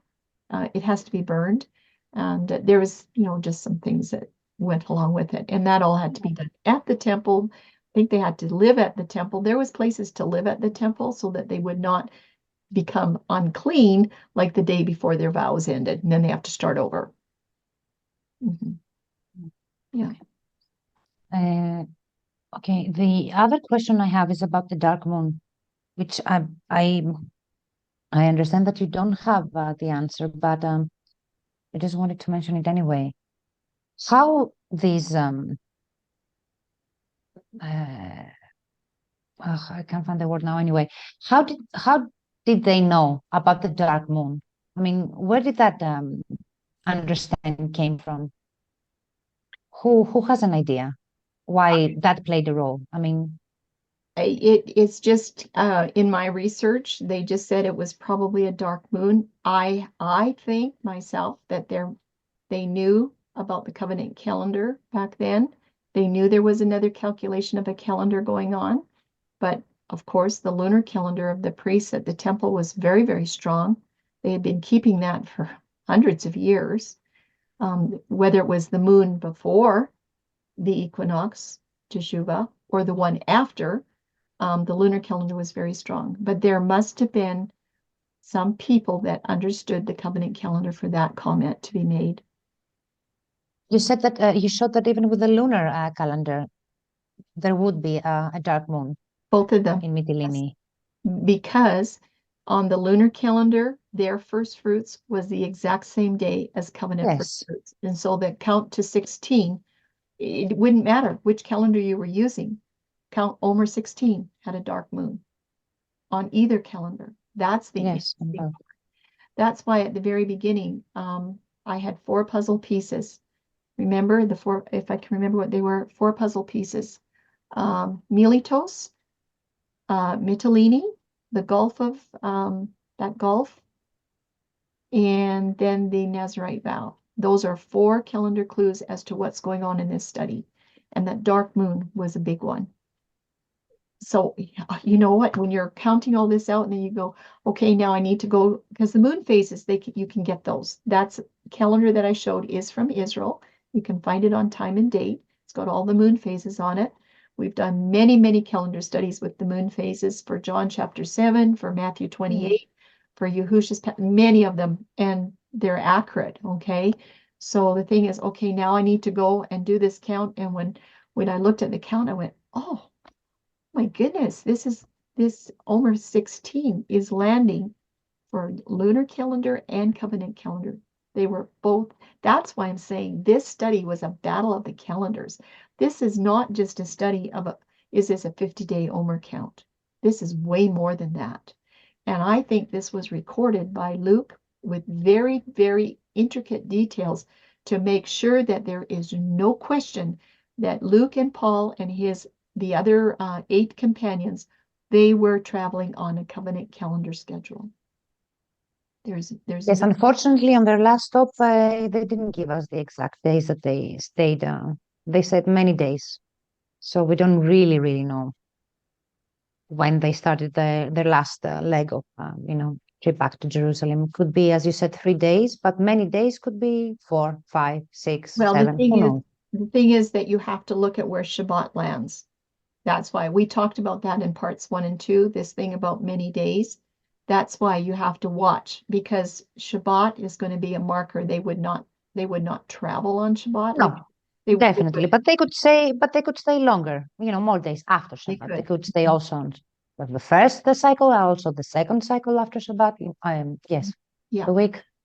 We don't But know. see, what happens is that everything gets locked in when Paul stands before Felix and he says, Yes, this I didn't get. yeah, It escaped me, but I think I have to watch it again mhm. instead of having you go over it all over again. I didn't Yeah. get that. So when you're traveling up to Shavuot and you do see that Paul is in the temple, he absolutely is. He's there on Omer count number 50. But the point that sews it all up is that when Paul's before Felix and he says, 12 days ago, I was in the temple. Okay, that's where Yes. you understand that the many days, that's where you know that it was only 3 days. They stayed, let me just say Thursday, Friday, and they would have stayed Shabbat, and then the next day they were on their way. So it doesn't work out any other way. It just won't work. You won't get him with the Nazarite vow and everything. So it's a puzzle. Yeah. Because Uh, yeah, you'll have to Sorry, look. but even if the dates were different, and wouldn't Paul say that 12 days ago I was in the temple, even if the 12 days back wouldn't be Shavuot, but it would be, I don't know, a different day. Well, the way I see it, it works together with the Nazirite vow. It was on the last day of his Nazirite vow that he got arrested. So if you push the days further, then you're not going to have. Yeah, Yeah. I understand that. My point is that since we don't know exactly how many days he stayed at, was it Caesarea, the last stop? I think so. But the state that we don't know how many days he stayed. He stayed many days, but we don't know. I think that was in Caesarea, I if think I'm so. remember correctly. Okay. Yeah. So my point is that since we don't know when exactly he left Caesarea, any day, any date would still count the same days. He even if he didn't arrive in Jerusalem, I don't remember which Omer count was it. Was it the 46th? I can't remember with your counting. see. But just for an example, it doesn't matter. Let's say that he arrived in Jerusalem on Omer count 49, or Omer count 50, or Omer count 51, or Omer count 48. It doesn't matter. He would still take the last 7 days of the Nazarite vows, and then we would count the same days till Philippi again with Felix. Well, take it and work it out. You know, when you look at it, see if this was the only way that I could see it charted out with all of his trips, with the Nazarite vow and the arrest and the day's travel to Caesarea, 2 days, sending somebody back, getting Ananias, all of it. I had to consider all of it. So there's a lot of stuff going on. And I have to watch it again. yeah. There's a lot going on. What I definitely Doesn't- get, sorry, Tim, I'll say that and I'll stop. What I definitely get from this presentation is that you don't need 99 days for Yeah. This is definite. Yeah. I mean, yes, if he wanted to be on Shavuot in Jerusalem, he could do it very, very easily. Mhm. With 50 days on my count. I get that. Sorry, Tim, yes? I think Acts 18 verse 21 comes into play where he says, I have to keep this coming festival in Jerusalem by all means, but Mhm. I shall come back to you, Yahuwah, Elohim desiring so. His absolute full intent was to be there at that feast. I think that comes into play here pretty strong. Yes, for me, he was there. I mean, he could do it easily Mhm. with all the days he had traveled. So for me, yes, I'm just saying, for people who have who want to, follow different calendars, who have problems with the covenant calendar, I think that the fact that we don't know exactly how many days he left in Caesarea, this fact gives these people a stand to say, hey, you don't know that he was on Shavuot. I think he was, since he clearly stated multiple times, I definitely want to be there. He had the days to be there. I think he was there. Mhm. I mean, yeah. Okay, I see your point now. Thank you. Yeah. Yes. Anyway. And Well, see, just to correct, yeah. I just Yes. For them, let's just say they want to use a different calendar. There's lots of different calendars out there. There's dozens and maybe hundreds of them. What they need to do is take their calendar and the rules of their calendar and start from the beginning and see if it works. See, I didn't have time to do that, and you wouldn't want me to do that. I don't need to show people a dozen counterfeit calendars, No. but it doesn't work. But if people have a problem the way it works out with covenant calendar and the lunar calendar that they were using at that time, then they need to plug in their own calendar rules and see if it works, because it won't. I just won't. There's only one true. And Charlene, why are we looking at the years from 56 and onwards, and we're not looking for years before 56 for Paul's last what I did do is I did see that a lot of the dates in Bibles will say 58 to 60 CE for this story, for approximately this story. But we know that the dates that are written in the Bibles, they're an approximate. And so I didn't have anything to go on. So I just went, I think I even looked, back, but the ones from whatever I had there, 57 all the way up. I looked at every single year to see if any of it worked. Nothing worked. Only 57 was the only year that worked. And we know when we did the years for the Yahusha's Passover, we checked every year from 26 to 34. So I already knew that when we had checked that many years for the 12-hour offset, there was only 1 year. So I didn't go backwards. When I found that there was only 1 year that worked, then I knew that that was the year. And that's in the ballpark of what the approximate dates are that are written in Bibles. So maybe there are historical clues or information that historians use to say that it was around 58 Yeah, or but we 59 need to or 60. remember, and there was a chart that we showed in the first part of Paul's journeys, approximately the time of his first, second, and third journey. So if you're going to go back, let's say to maybe 51, that's going to conflict with all of his journeys. And I haven't done that study. So those journeys were long. They weren't just a couple of months, No. I don't know. Yeah. They were quite long. So it wouldn't have been before. It wouldn't have been before. That's why I checked forward. And there was nothing. Absolutely nothing comes up. Nothing.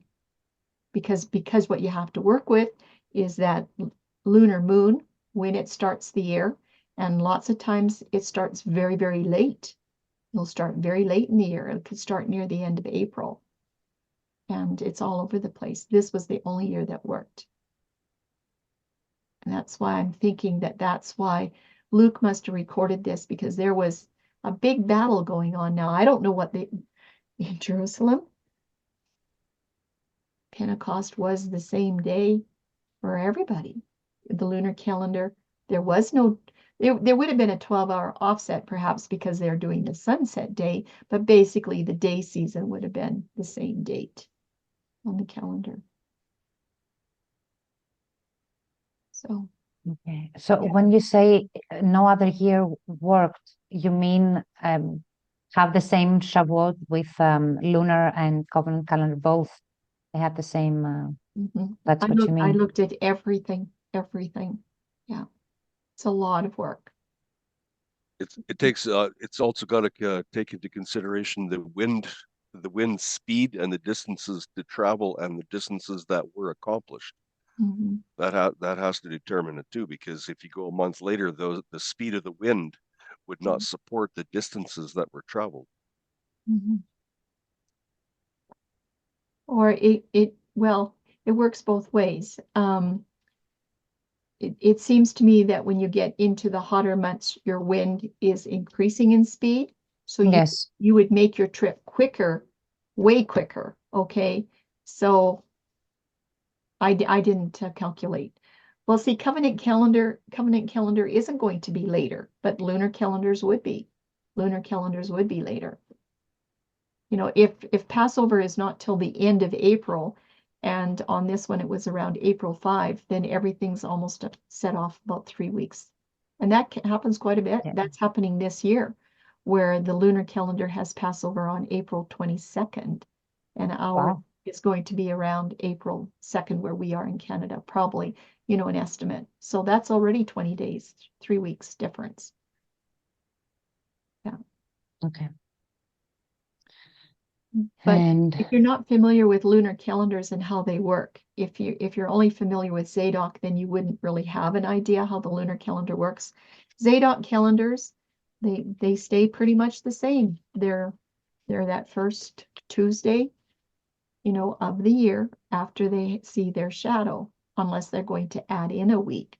But their Passover is usually around the same time every year, just like covenant, only they lock it into a Tuesday Passover every year, where covenant calendar counts the days, 14 days after the shadow is sighted, right?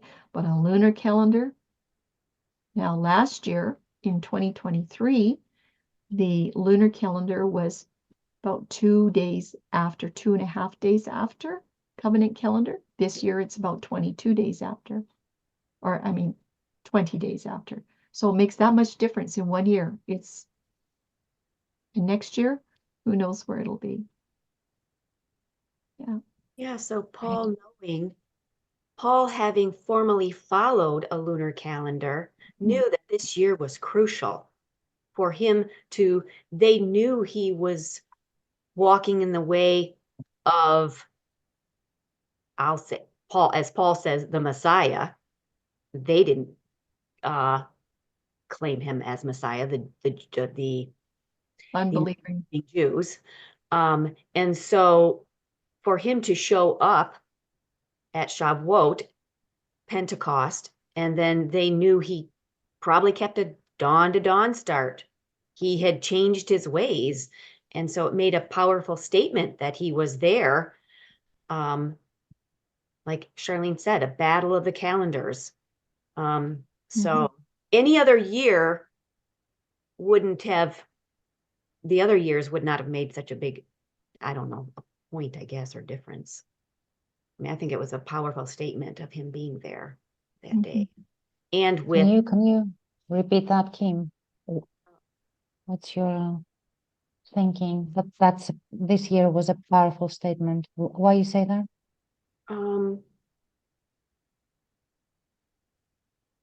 I don't know. I He's guess like, Because this year Shavuot works both Yeah. for lunar and Yeah. covenant calendar. I mean, he doesn't prove anything, basically. but who Someone could say, "Hey, look, he's following our calendar. He's Who- here for Shavuot. Shavuot for us." who he had with him, mhm. you know.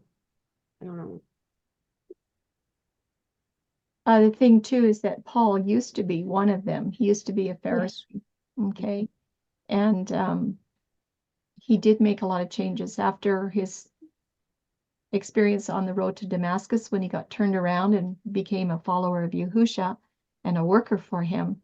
He changed all his ways. I mean, when he went back to Jerusalem many years after he had fled, I think it's about 13 or 14 years, he was fearful for his life.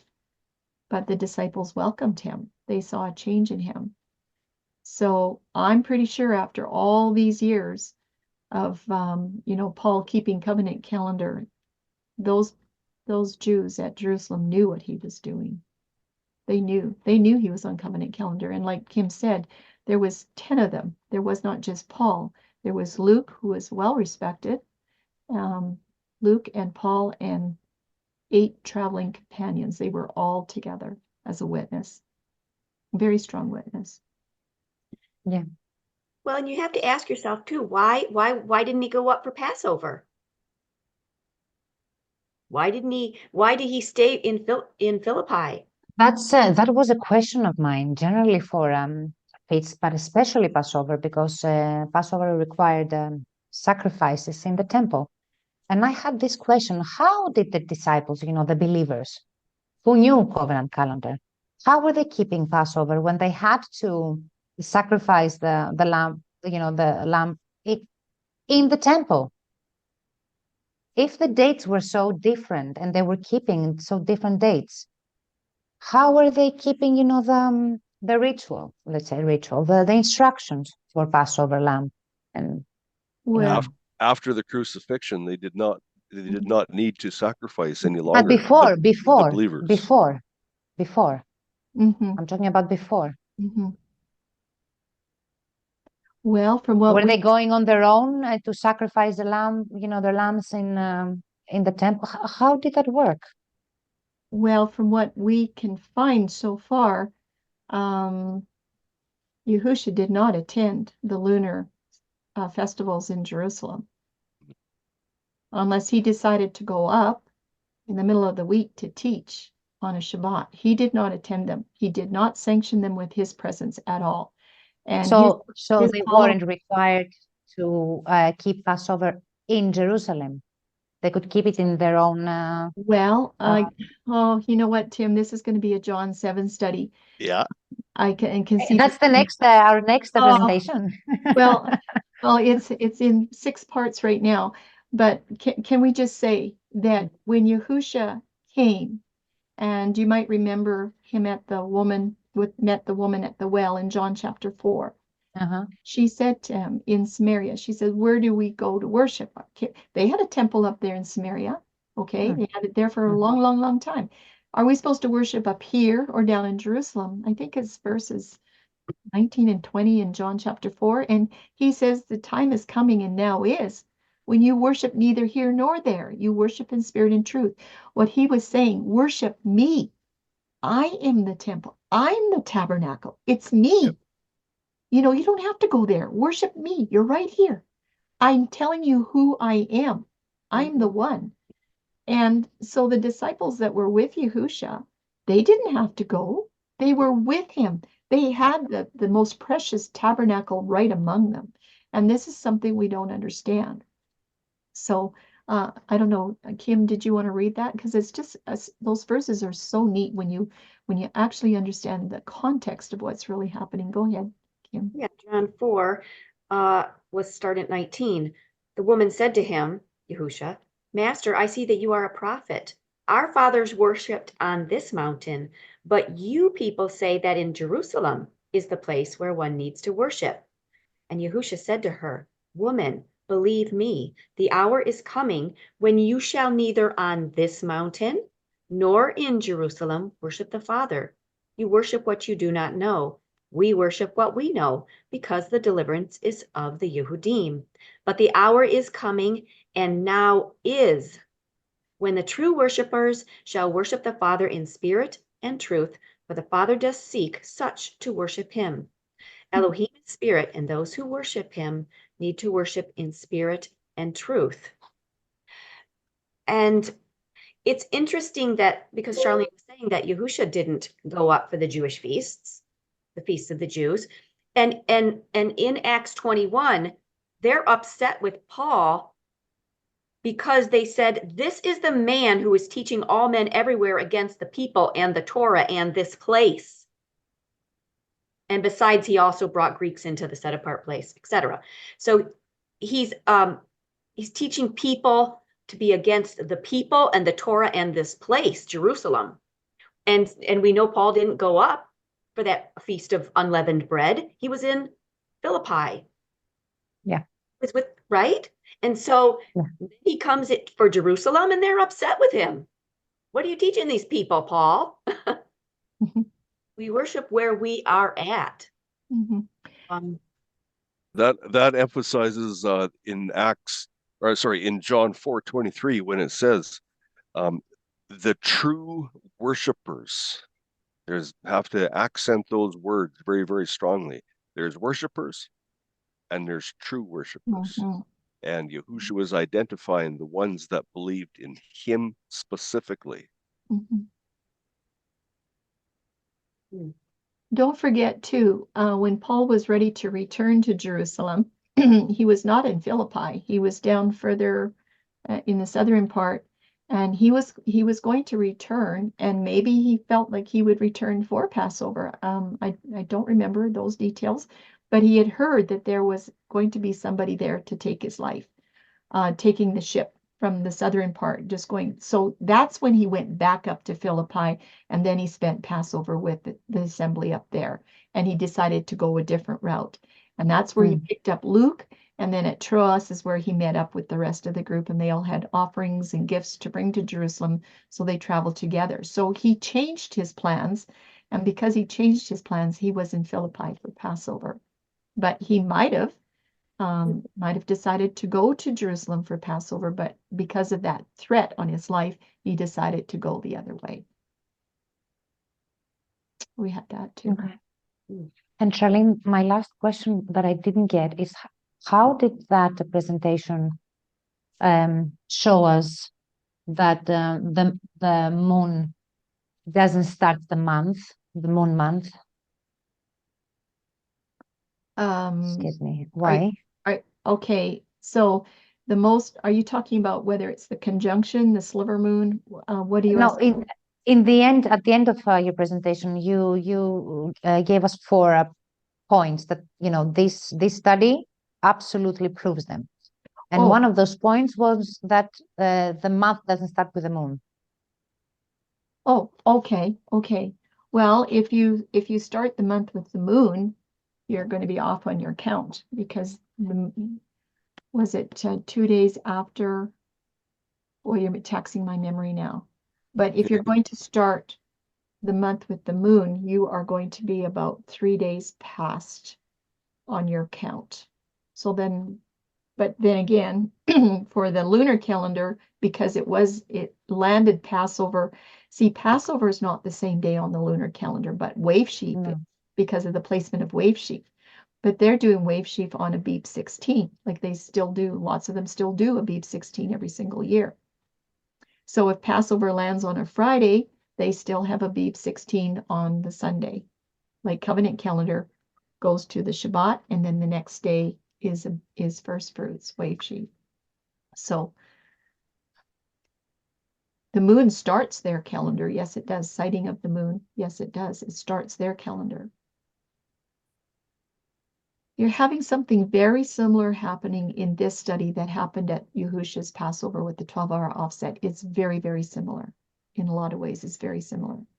And maybe that's why it was recorded, because it might have been all these years before it became a very similar event. I don't know. You'd have to go look. It's a lot of work, but it could be done. Maybe that's what Matthew's going to do. Going to put this on Excel and check it out. But you have to check the lunar. Every year you have to find the equinox, and you have to find that moon. Where is it? Then you have to count out all the days on every lunar calendar. Whereas on covenant calendar, it's really easy. You find the equinox that's going to give you the shadow. The next day is the first day of the year. It's not hard. It's very easy. But when you're counting the lunar, it's tricky. Boy, is it tricky. Mhm. Yes. And Yes. from All right. all the studies we've done, the moon has got nothing to do with anything in calculating the worship statutes, which are called ordinances as well. Ordinances or statutes. The moon is seasons, Moedim. The moon is in charge of agricultural seasons, not Moedim seasons, worship seasons, different kinds of seasons. Seasonal seasons, you said. What do you mean? Well, there's the seasons. There's scripture talks about day season and a night season. That's a covenant of the day and the covenant of the night. And then there's seasons, agricultural seasons. In the scriptures, it's just sowing and planting and reaping. Okay, or could you say the scriptures doesn't talk about spring, summer, fall, and winter. There's only 2 seasons. We're the ones that have the 4, but basically we do have 4 seasons. At here we do in Canada for sure. We have 4 seasons. Okay, so you have seasons of agriculture, how you plant and how you sow, and then there's seasons of worship statutes. And of course, we have worship statutes every week on the Shabbat. And then the annual Shabbats and festivals are the annual seasons. And they do happen to follow the agricultural ones. Yes, they do, because in the spring is when they have their crops coming, greening up and filling up to be golden and to be harvested. And in the fall, they have a season where they're reaping not their crops, but their oil and their wine, the olives and the grapes for the oil and the wine. Yeah. Different things in the fall. They have different things that come due in an agricultural season.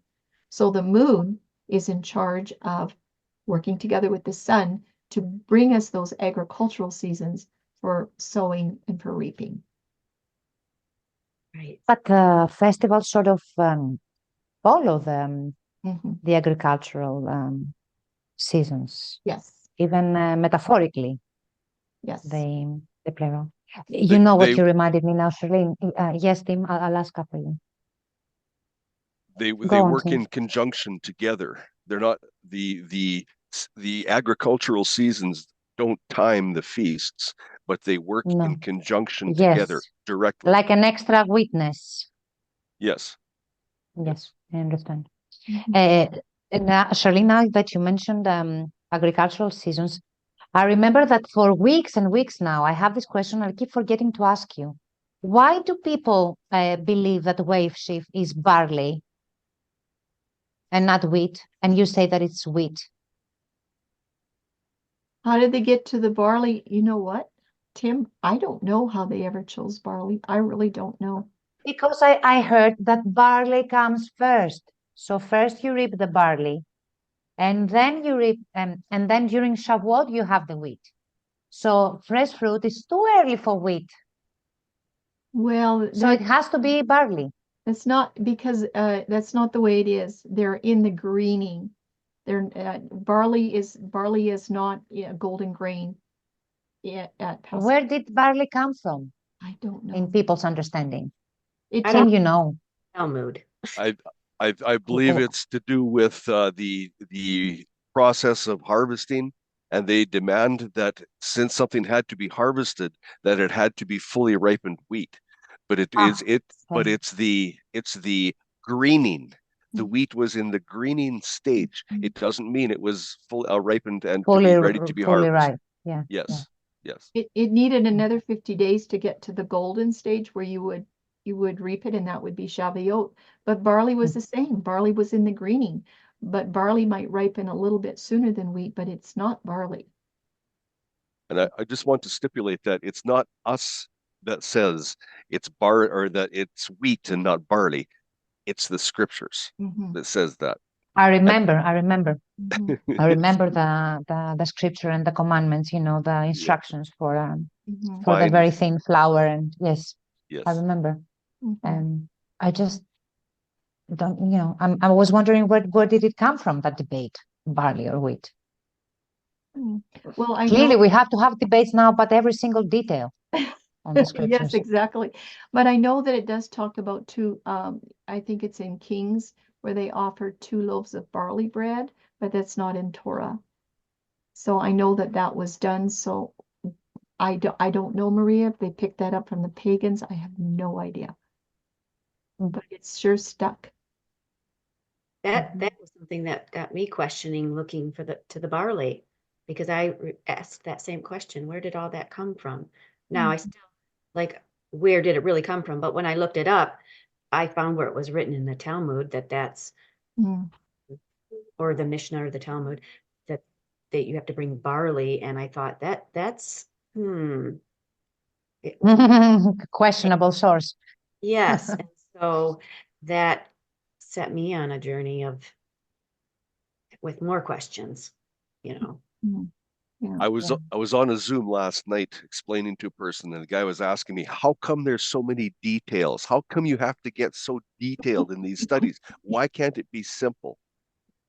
And that's exactly for what your questions you had for us today. Your questions were excellent, serious questions.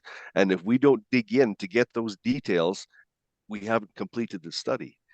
And so when people see these studies and they think, well, how come you got to say this, this, this, and this, and this just to prove this? Mhm, Because people like you, Maria, will ask the important questions. mhm. I'm thinking how to attack something that I'm listening to. So at the end of each presentation, I'm thinking, how can I attack this? Mhm. Because if you cannot attack it, if a presentation is bulletproof, then that's your that's your proof Mhm. there. Yep. So Mhm. that's how I'm thinking. How can I attack this? How can people who don't want to agree, they don't want to follow, where can they find holes? So Mhm. how can we stitch these holes so there are no holes? Yes, right. But because Now, that's what people will do, no? yeah, that's right. Absolutely. You know Yeah. what? When truth comes along, it seems like it gets pounded with every question out there. But counterfeit calendars, I have found this so many times. They just go spout off anything they want. People believe them and nobody questions it. Have you noticed that? No Yes. questions. Like, how did you get to course. it? Everyone just Yeah. believes it. But then Covenant Calendar comes along, tells you the truth. It's wheat, not barley. This is what it says, fine flour, not coarse flour, and it's cut and dried. And then the question comes, well, how did barley get in there? Not, now they want to have the evidence. Well, where did barley come from and how did it get in there? Well, so I don't really care. The Torah says fine flour is wheat, coarse flour is barley, and you only offer fine flour. So why do I have to now go and tell the counterfeit calendars and give them an explanation why it's not barley when you already the truth is here? But that's what happens all the time, Maria. Truth and truly, truth can come under any scrutiny at all, and it can hold up with no problems. And that's Yes. why I felt that this witness with Luke and Paul was really important for Covenant Calendar, because it is the last witness we have in the scriptures, not using historical records, because those can be twisted as well. You can't always trust them, okay? Unless you can prove that what they're doing is totally Torah based. But that's just the way it works. You know, counterfeit truths can be taught and everybody goes, oh, it sounds good, you know, and they accept it. They Yeah. need to learn to do the homework, that when they hear truth and they've seen it plainly from Torah and it's verified in the Gospels, and then there might be another witness, strong witness, like we've just seen today, they need to go and figure out what their question is and how to answer it. That's not for us. If it's a counterfeit, like prove to me that, you know, where the barley came from, and, you know, so I can really believe you. Well, I could. Would they believe it? Would they believe it? They need to go search it out and make it their own so that they can see why it is not barley, as an example. But they don't want to. They don't want to take the time. Maybe they don't know how to research it. A lot of people don't. Well, if you don't know how to research it, go ask, you know, your barley people, why are you using barley? Go ask your teachers. Why are you teaching barley when I've just discovered that Torah doesn't say that? So you tell me, go get your teachers to tell you why they're using barley. Exactly. Yeah. You know, that's only fair. So, you know, if a lunar calendar or Zadok calendar person, you know, starts asking their teachers, well, Covenant Calendar is teaching this, that teacher's going to go say, well, go ask the Covenant Calendar teachers why they're doing it. Don't ask me. You know what I mean? And people need to learn to get their teachers accountable. Like, why are you teaching me barley when Torah does not say that? People need to start asking questions, Charlene, before they address any teacher. Yes. Yeah. I was just thinking when Because we were they talking, don't question. I was just thinking when we were talking, if your teacher doesn't give you a solid scriptural foundation for an answer, go get another teacher. Yeah. All right. And if you can figure out how to get the Torah as your teacher, you're really at the head of the class. You know, if people were more, you know, I don't want to be mean, I don't, but it is true. We wouldn't need to do all these presentations. It just from Noah's flood, Exodus, and Joshua, you're done. I mean, you're done, like Yeah. bulletproof, Yeah. done. You know, Yep. I mean, full stop. It's there. You cannot view it in a slightly different way. No, you cannot. That's it. So, yeah, but anyway, things are the way they are. And I don't have any more questions. I just have one very slightly teeny correction. The island is Chios, not Chios. Chios. Chios is a different place. Say it again. Chios. Chios. Chios. What was I Chi, saying? Chios. Chios with a K, like with a K. Like, Chios. but Okay. that's a different. Yeah, I knew I was going to have those pronunciations. But Mytilene was amazingly pronounced, and Miletos also. Well done. Miletus, I got that one. That's it. Yeah. And I just hope people can follow it, you know, that aren't used to kilometers, that need kilometers, but I left it in miles because some of the maps had miles. But Doesn't matter. the idea is that it's still going to work out the same, right? Yes. Distances are distances. Doesn't matter how you know, which measurement you're using. Yeah. Mhm. All right. Okay. Anything else? No, I think we can probably end the recording, and we'll figure out when we're coming back and what the next topic Yeah. will be. Yeah. Yeah.